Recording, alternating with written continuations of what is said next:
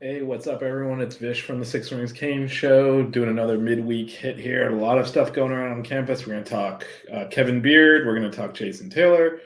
We're going to talk men's hoops, chance to win the ACC on Saturday, women's hoops in the ACC tournament, and baseball with a huge series against UF this weekend. So stick around and we'll get to it. Hey, good evening, everybody. Welcome back to the Six Rings Kane Show on a new night, Monday night now, baby. We're really excited, actually, to have Eric McLean on the show here, college football analyst, co-host of The Huddle. Coach, yes! All right! First touchdown of the year. Miami Hurricanes, yeah. You know the name already. It's Mercy. Ha ha. It's a six-ring Kane show. Can't forget the name though. Got Jazz, Blue, Vish, and DJ break the game code. Ain't no changing them, ain't no breaking them. Real Portland live from the Hard Rock Stadium. Ball 14 for the orange and green. We see the six-ring champs. It's more than a dream. This is life on the field. Beyond 100 yards of Hurricane that's never still put a damage to your squad. What's wrong with us? Seriously. What's wrong with us? We're Miami Hurricanes fans. Welcome to the Six Rings Kane Show, a show dedicated to Miami Hurricane sports, featuring the legendary Larry Bluestein, Jazz Santana, Vish, and Danny Gillette. Let's go Canes. What is up, everyone? All right, so we got so much going on campus for a 1st of March. Actually, it's not February anymore. We start with the bell cow of the show of the athletics department, football. So, it's been a wild couple of days. If you caught the show on Monday, we were speculating on who might be the receivers coach, who might be is Jason Taylor just automatically going to slot in as the defensive end / linebackers coach? It looks like we got answers to both those questions. So let's start with wide receivers coach. I don't think it's been officially announced, but it looks like it'll be Kevin Beard, former Hurricane wide receiver and former Hurricanes receivers coach, has returned to Miami. He left Toledo, where he worked under Jason Candle there. He was one of a few candidates that were interviewed, Leonard Hankerson being one of them as well. He was relatively successful in his first stint here. Obviously, he's an alum, which is partially a selling point. And it looks like a logical step up in his career, going from Toledo, or I guess we're in Miami, so we should say Toledo. But logical step up in his career going from that to Miami. So it's another kind of extension of that shift in focus. Last year it was the all-star staff. It was kind of what's the biggest name I could get. This year it's certainly focused more on the coaching aspect and making sure that the coaches in place are teachers and that they're, doesn't matter what their reputation is or what school they're coming from. It's more important that they can do the job. Kevin Beard is an extension of that. Again, a lot of success at Toledo as well as at Miami for a little bit before that. So, we talked about it on Monday. The other kind of big name relatively big name, certainly a big name in Miami being thrown around there was Leonard Hankerson. He is apparently staying with the 49ers, it looks like. I don't know if he was choice one or not, but I think Beard is a good option, especially at this time with the practice opening on Saturday. So they need to make a move. They've done that. And again, it's someone that's a known commodity that is a good receivers coach. So I think overall it's a very good hire there, especially this late in the game. Which brings us to probably the little bit more of a circus around Jason Taylor. So the rumor yesterday was that he was going to take a job with the Dolphins. He was definitely offered a job with the Dolphins. The rumor is he was going to take it. Now, I think mentally, every Hurricane fan had penciled him in as the outside linebackers coach / defensive ends coach. And so that news was, let's just say, not well received by the fan base. A lot of panic set in. Today, Barry Jackson, obviously very well-sourced and high-quality reporters are pointing that actually, yes, Jason Taylor did have opportunities. He's choosing to stay at Miami in an expanded role. Now, expanded role would have to almost certainly mean on-field coach, and you're allowed 10 coaches plus the head coach, so 11 on-field coaches. it does feel like that is it then. Like he would be the expanded role as defensive end coach and outside linebackers coach, which means he would fill that 10th spot because there's already 5 coaches. There's already 9 coaches in total, 5 allocated offensively, and 4 defensively right now.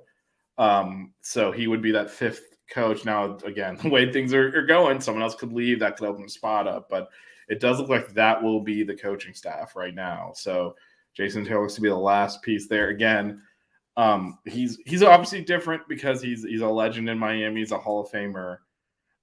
So there's a profile there as a player that does not exist with someone like Kevin Beard, but it's a similar type of hire in that next logical step move, and it's a continuation of that shift and that change that Cristobal's made this year, going away from the big name and more towards who is ready for this job now, who is the right fit for this position.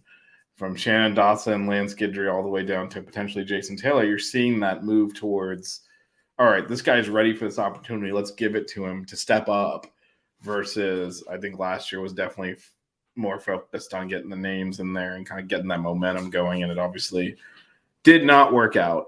So hopefully that means that on Saturday when the Canes hit practice, to start off spring ball, they have a full coaching staff, because it does look like that's where it's headed. It looks like Kevin Beard will join the offensive staff, and it looks like Jason Taylor will join the defensive staff, and that is it. That is the 10 coaches accounted for. And now, if you look at all the changes from last year, the only survivors are Mirabal, Salavea, and Adai. And Adai is, there have been rumors of floating around him. I think he'll probably stay at this point. It's hard to see an upgraded landing spot for him.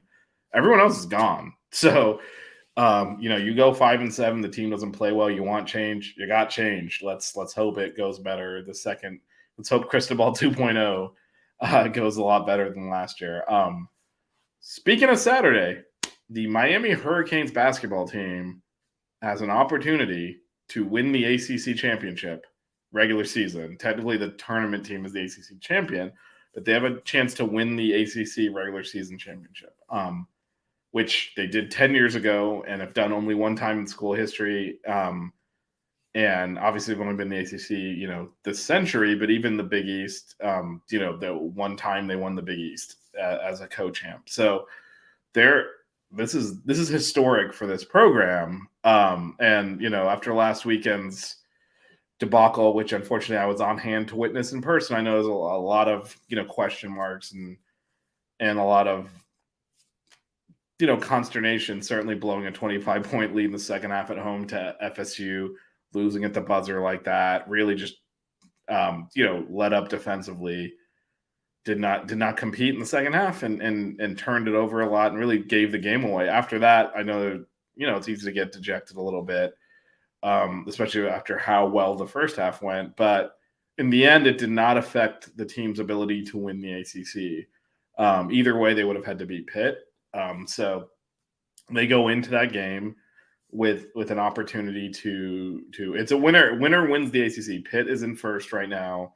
If Miami wins, they will tie Pitt and have the tiebreaker based off of, depending on who ends up where, most likely will be because the Canes beat Clemson and Pitt did not. So, but either way, it is the winner ends up in the 1 seed in the ACC and wins the ACC regular season championship. But again, the Canes have only done that once. So there's a big opportunity there.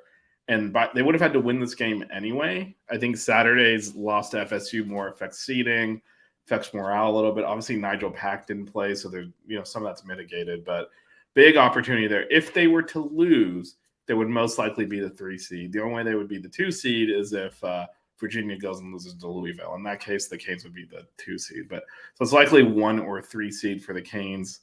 But there's bigger things at stake there than tournament seeding. There's an ACC regular season championship, which the Canes would obviously love to claim. It's a huge game. It's sold out already. It's going to be a blackout. Get out there early to the Watsco Center and support this team as they try to win the ACC.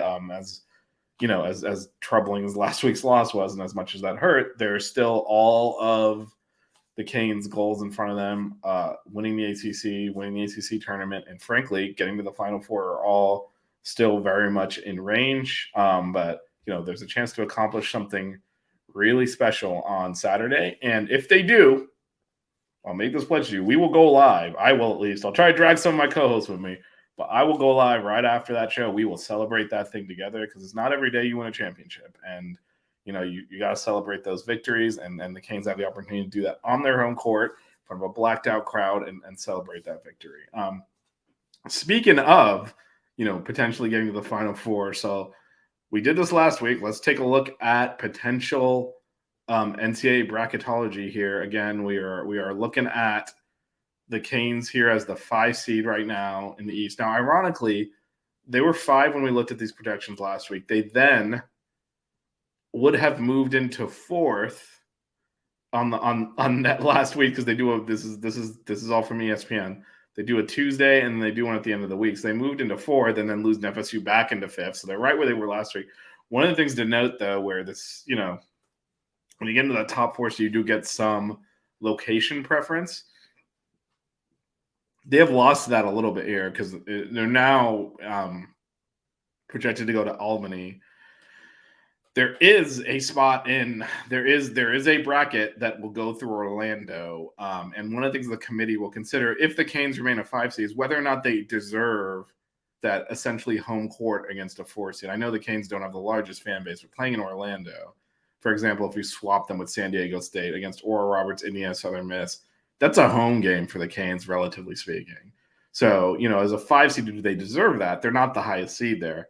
The same thing if you look at this bracket here. If you swap them with TCU, do they deserve that home court against Xavier, for example, in the second round? So that's something the committee will have to weigh. If the Canes can play themselves into a 4 seed, they will, I would say, it would be very strong possibility to get sent to Orlando. As a 5 seed, it's a little bit more gray area. Right now, they're going to Albany in this projection, and they're doing so against 3 teams in the Northeast.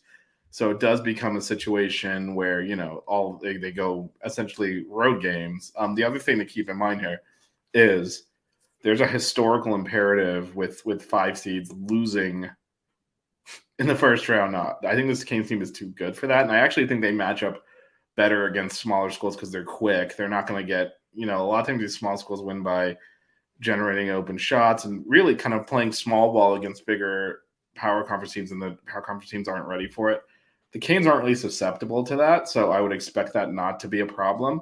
But, this is, playing the 4 seed, when you get to the 4 seed, potentially a 3 seed, you just do get a much easier first-round opponent. It's much more difficult for you to lose.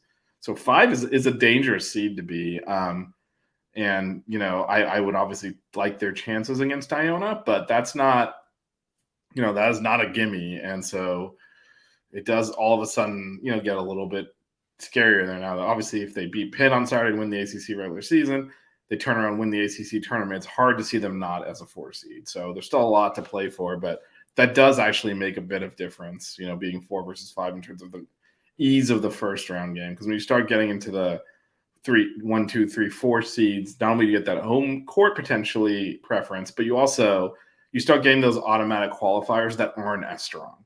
12 seeds tend to be the stronger 1-bid teams or potentially bubble teams from major conferences, which tend to be a little bit more talented.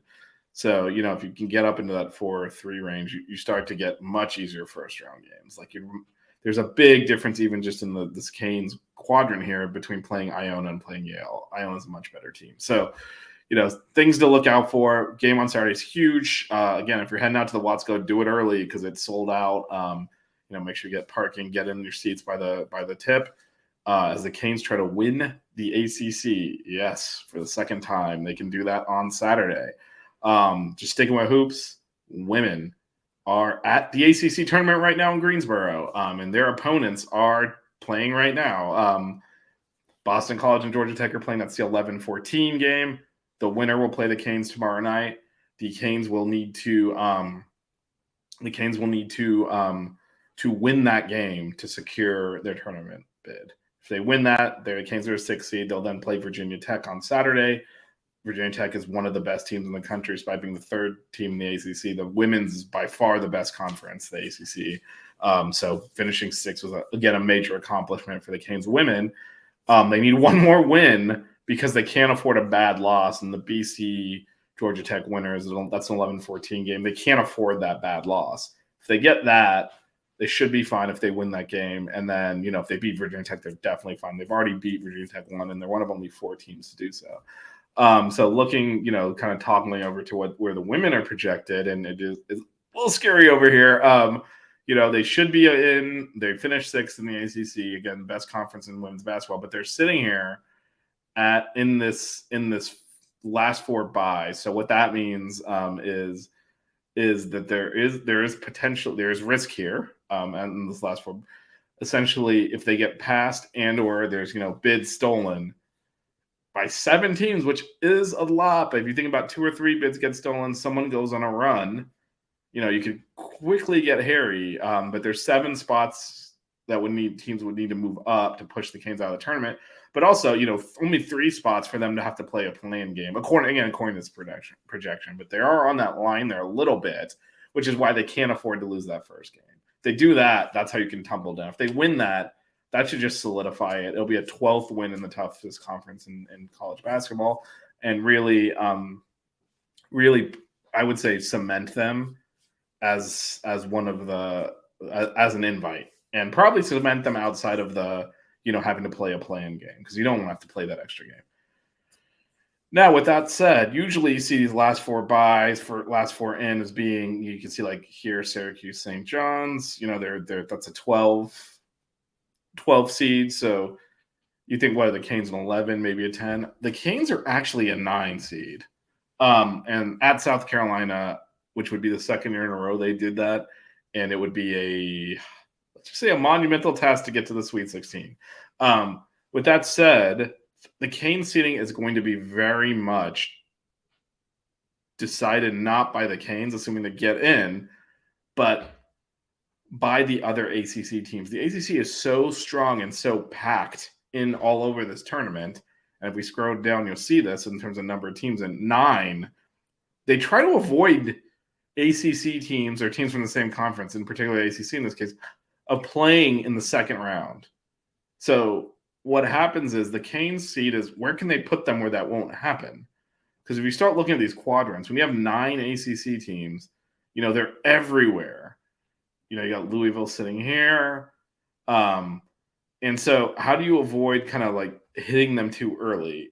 And the way they do that is, frankly, by spacing it out. So, and by spreading it out. And if they have to move a team a seed line, or even, very rarely 2, but sometimes 2, they'll do so. And so to make the tournament work and make it so that you don't end up with like an ACC corner in the bracket, they'll move teams around. So, for example, just looking at the Canes bracket right here, Miami might actually be, the 10 seed, right, on their seed line. But you can't put Kansas and Baylor against each other, and you don't want to put Miami in the same corner as Notre Dame, so you end up switching it, which is why you're seeing the Canes as one of the kind of last. In fact, if you look here, that Kansas is just behind them. But that's why you're seeing the Canes as kind of one of the last 4 buys, but also as a 9 seed, which is pretty safely in. Now, the 8-9 is always a bad spot to be, because if you win the first game, your second game is a road game against one of the best teams in the country. You'd actually rather be an 11 seed, based on where the Canes sit. But again, that's dependent on where the other teams land. You have Louisville as a 6. You have Notre Dame as a 3. That kind of kills those chances of an 11 seed. NC State's here as a 7. Florida State's a 6. That type of stuff kind of limits where the Canes can go, because you're starting to say, okay, if we have a bunch of ACC teams as 6s, which is 3 out of the 4 in this bracket, the Canes can't be an 11 seed. If you have NC State as a 7, you have Virginia Tech as a 2. Okay, the Canes are starting to not be able to be a 10 seed, and that's where you see it gravitate towards that 9 spot, because despite the ACC being very, very strong, here's a 3 seed as well. So that's another, can't be an 11 seed. What you're seeing is they don't actually have a number 1 seed. So, if the Canes lose to Virginia Tech, if Virginia Tech goes on and wins the ACC tournament, Virginia Tech very well could play themselves into a 1 seed, which would actually probably push the Canes out of an 8-9 potentially and into like a 10 spot. So a lot to go on there. They definitely need to win the first game. That should definitely be enough. And then from there, it does kind of matter where the rest of the tournament takes out. Who are your 1 seeds?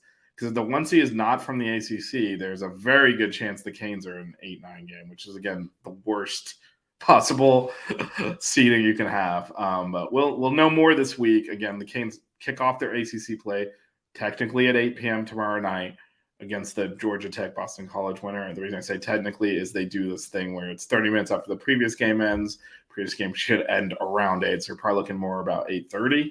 But that is tomorrow night. That is a must win. If they win that, they get a free swing at Virginia Tech to maybe launch their way up into that 7th spot somewhere if they can win that game, because that would be 2 out of Virginia Tech's 5 losses would be against the Canes if that happened. And then maybe you see them vault their way into a better opportunity. With that said, we'll monitor that. Definitely a loss tomorrow will be devastating for the women's chances. And that brings us to the hardball. So, as if there wasn't enough going on with assistant coaches, with men winning the ACC potentially, women in the ACC tournament, the Canes baseball. There's only one baseball team. The Canes baseball team. Thank you very much. Is heading down to Gainesville to take on their rivals, the Florida Gators. So this is obviously a big series. It's a big rivalry. It's one that Florida has outplayed the Canes in recently. The Canes were a better team than Florida last year. This year, it looks like the shoe's on the other foot. The Canes had won 7 in a row. They're currently 7-2. If you didn't catch it last night, they lost at FAU. FAU is a very good team. It's not an easy place to play. They lost 6-5. Had a lot of chances to win that game. Fell behind 4-1 early after an early home run from FAU. Got the lead 5-4. Loaded the bases twice. Didn't score. Left 14 runners on base. A lot of them in scoring position, and ultimately lost by a run. It's not the end of the world. It's not a great way to carry kind of your it's not a great thing to carry into Gainesville, but it's fine. It's okay. It's not the end of the world. It's a midweek game, and a midweek game against a good team. Now, there are some concerns going into this UF series. I would say one is the amount of dependency the Canes appear to have on the home run. There's not a lot of rallying and a lot of clutch hitting. They did put up 20 runs on Dartmouth on Sunday. A lot of home runs. They are knocking the cover off the ball on the deep ball. But, you can't rely on that to consistently score. And I think that's the concern. And that's where you see them get into ruts. They load the bases multiple times against FAU, couldn't score. They need that home run because they're not hitting for singles. We saw that in the opener against Penn State too, just very reliant on the home run. And that can be problematic, especially on the road against a team that is loaded with pitchers. That's one concern, but I think the biggest concern is the starting rotation right now for Miami. Gainesville has started Friday the first 2 games, got roughed up twice, did hang in there and get the win against Dartmouth. Obviously lost the Penn State game. Carson Ligon has by far the Canes' best pitcher. He's been going Saturdays, lights out twice. Alejandro Rosario I feel like he's a steady state. He's solid. He gets a little wild, sometimes can run into trouble, but overall he's pitched really well. He's been going on Sundays. So does Gino DeMari shuffle the rotation? I don't know. I don't know if there's a lot of benefit to that, to moving people around at this point if you're going to keep the same 3 guys pitching. And I will say the 4th potential starting candidate, Ben Chestnut, pitched last night. So he's not going to start this weekend. So I don't think we'll see a full shuffle of the rotation in terms of Zeal not being in it. There is the possibility if they move everyone up, they give Alejandro Torres a start on Sunday.